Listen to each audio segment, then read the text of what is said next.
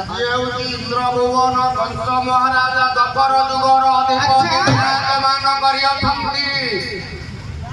ତେଣୁ ଟିକେ ଯାହା କହିବ ଧୀର ସ୍ଥିର ଅଧିପତି କଂସ ମହାରାଜା ବିରାଜମାନ। ଆଉ ଦିନେ ଦେଖି ତାଟିଆରେ ଦିଅ କହନ୍ତି ନଦୀ ପଡ଼ିଲେ ସୁଅ ଦେଖେ ମୋ ଭବ ଯାହା ଜୟ ଜହ କହନ୍ତି ତାମାକୁ ଡାକି ଦିଅ କହନ୍ତି ତାମାକୁ କୁହ।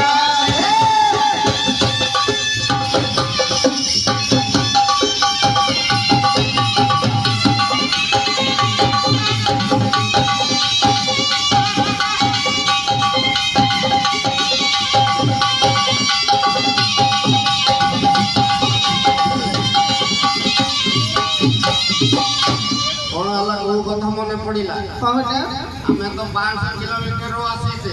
ଆଚ୍ଛା ଆମର ପ୍ରଧାନ ଖାଦ୍ୟ ହେଲା କିଏ ସେ କହଟ ନା ଶାଗ। ସତେ ନା କଣ?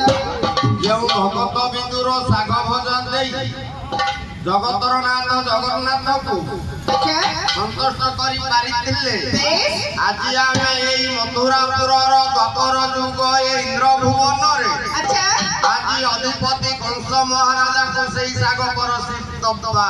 ସତେ ନା କଣ? ପରସିବା ଯେ ମହାରାଜାଙ୍କୁ ଅନୁରୋଧ କରୁଛ ମତେ ତ ଶାଗ ତୋଳି ଆସେନି।